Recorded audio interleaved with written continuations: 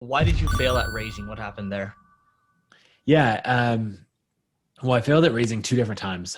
One time we were at 8,000 in MRR and I went around to raise money from sort of like influencers in the, um, I don't know, say the blogging marketing space. And basically a bunch of people were like, this is interesting, but you don't have enough traction. Or like, who else has invested? And like, if you get other big names on to invest, then I'm in, but no one really wanted to write that first check. Um, and then actually it was so we were at 8,000 in MRR. That was May 2015. Um, and I tried again to raise in January of 2016 when I was at the SaaStr annual conference. We had grown by then to 100,000 a month in revenue. So just like more than 10x growth in 6 or 7 months. And two things. One, like the biggest concern was that, we're focused on bloggers and creators and people were like, the market's not big enough. Like, Right. if you want to go after small business, we'll do it. But there's actually one investor. His name is Tamaz Tunges, and he's a blogger himself. He's from Red Point. And I still remember it. We went on this walk around a few blocks in San Francisco, and he got it immediately. He was like, oh man, not only is this market huge, and do I think that you will never have to expand beyond it, but even if you do, you'll just add adjacent markets. Like if you outgrow this, you just add adjacent markets. That's how it works. That is not at all a concern. But he was like, look, you're growing, you're 100K MRR, you're growing 20% month over month right now. Don't raise money. If you are going to raise money, I'm in. But otherwise, don't raise money. And that combined with a conversation from Mike McDermott from FreshBooks, he said the same thing. And he was like, I know you have no cash in the bank. I know this is crazy stressful right now. And like, your days of expenses in the bank keeps declining, but you can grow your way out of this problem and stay bootstrapped, don't raise money. And so there was like 10 investor meetings. 8 said, no, I'm not going to invest. One said, hell yes, I'll invest, but don't take my money. And then one founder said like, nope, keep bootstrapping. And so that's what we did. All right, everyone. Today we've got Nathan Barry. This is interview number 2. He's the CEO and co-founder of ConvertKit, which is email marketing software company for creators, but it actually does a lot more than that because Nathan's constantly been adding to it. And Nathan's still bootstrapped, correct? Correct. Cool. And just according to Bear Metrics, because they build in public, $25 million in annual recurring revenue. Key customers, we got Pat Flynn, we got Tim Ferriss, we got my podcast co-host Neil Patel, Chris, I can't pronounce his last name, just call him Chris G, Gretchen Rubin, all these people. So anyway, Nathan, welcome back to the show. How have things been since we last spoke? I think it's been like a year and a half, 2 years. Things have been good. We've just been continuing to build and ship products. So it's fun.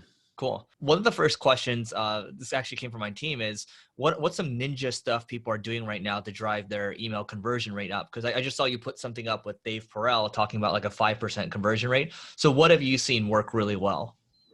Yeah. So I don't know that it's actually anything that's totally new. It's probably a lot of the things that have worked years ago, but are like, you still just execute on them. Let's see, one example, and in that David Bell example that you're referencing from Twitter, what he's doing is a really targeted call to action. So if you're giving away something really specific tied into the content upgrades in that way work really well. Honestly, once you do that, then it's just all about driving more traffic to the individual post. And so look for those posts that are performing and keep working on the search and traffic for that and everything, so it turns into more of a search optimization promotion play rather than I published the post and nobody came to it. And so I moved on and published the next post. You know what's helpful with that? I think we all know content, or I guess not we all. I think we probably take it for granted. Content upgrades, when you put something specific to the post, you can get up to like a 20-30% conversion rate. But what is a very duh thing to me is like, oh yeah, you should probably promote that post because it converts really well. But people stop right there with the content upgrade. So just, what's old is now new again. So I think people should think of that because that's something I don't think of often. Cool. Yeah. The other thing that I see a lot of people doing is a content ladder in their in their paid advertising, where they have one article that maybe has a good content upgrade or something like that, and they're promoting, like driving paid traffic to that. And then for the people that engage with that, they're retargeting those people with a, hey, if you enjoyed this, like sign up for the list. Because so many people are just like, I tried ads because people said that I should. And so I started driving paid traffic to my newsletter subscription form or whatever. It didn't work and I gave up. And it's like, well, you try to go from 0 to 100 in the relationship. And so if instead you work up to it more gradually of like, oh, I've been, seeing Eric's stuff over time. It's been popping up on my Twitter feed, on Facebook. I've been enjoying it. Then when it's like pops up with, hey, you should subscribe. You'll do a lot better. And by the way, that works really well. I mean, I've been big on Twitter ads in the last kind of 365 days. It's you're basically retargeting people, and they've seen your face already. So if I like ConvertKit, I like Nathan, and Nathan's sharing more content, driving them to his list. It makes a lot of sense, and it's cheap as well. So just depends on who you're targeting. So last thing on that, Twitter threads also work ridiculously well.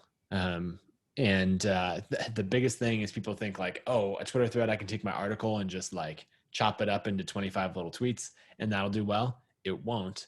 What does well is if you treat each tweet as a standalone thing where it could stand by itself and deliver value. It has media with it, whether it's just a simple image or something else.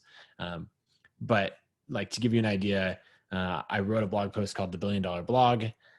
That did well, but when I wrote a Twitter thread, and I spent probably an hour and a half writing the Twitter thread after I'd written the blog post, making sure that each thing had a hook, that it flowed into the next one, that it had good media all the way through.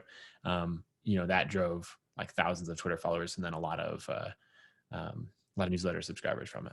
How do you think about when it's the right time to add new stuff? Because you can add features all day, right? So, and I know for you, you're a very focused person. So how do you stay deliberate about that? Yeah. I mean, we have our teams adding features and building out new functionality all the time. That's been a big shift. Is probably over the last 18 months, we've doubled the size of our engineering team with that in mind. So most of our new hires have been product and engineering to drive that sort of growth. Nearly everything that we build is just inside of the same, like the same plan that you're paying for. So we don't drive expansion revenue for the most part through like buy these add-ons.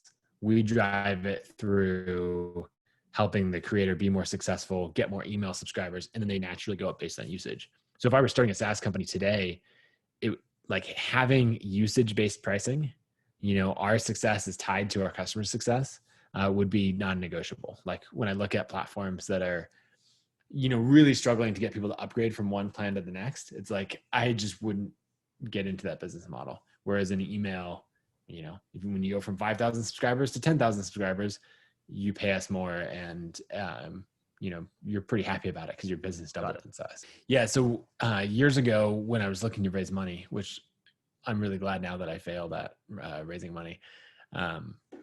Most venture capitalists I've talked to would say like, oh, bloggers or creators, like that's way too small of a market.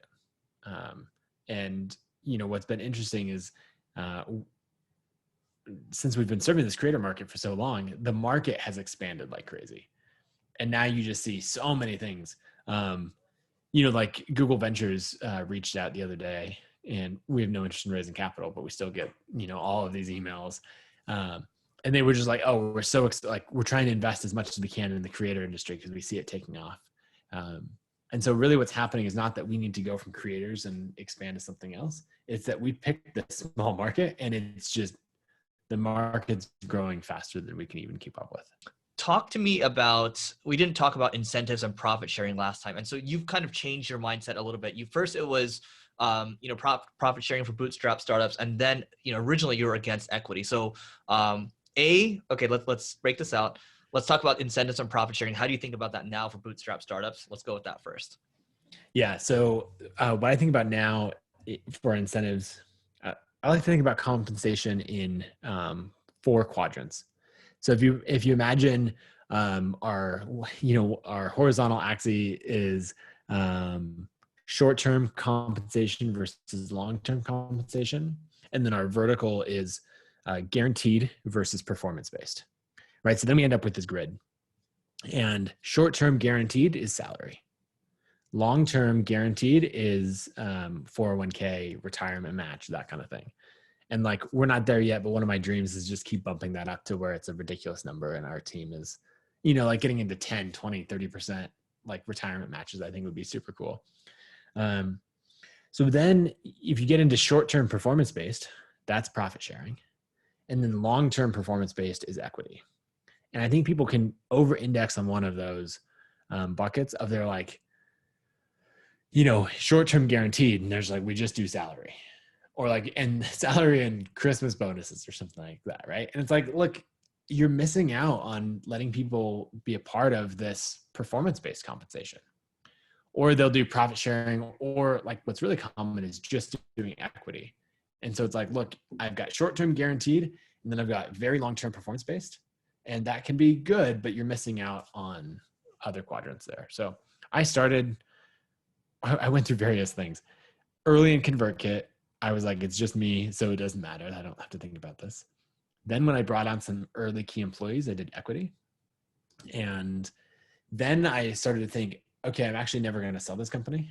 I want to build for the long time. So equity doesn't make sense. And so then I was like profit sharing instead. So there's like 3 or 4 very early people who had equity, and then nobody else does. And we did profit sharing for a long time. And then I was like, wait a second, I'm saying that equity doesn't have value, but I'm currently spending over $1 million to buy back equity from, an early team member who left. So it obviously has value on a secondary market or any of that. Like, it doesn't have to mean that we sell the whole company. And then kind of the last thing is just seeing the level of value in the company that we're creating.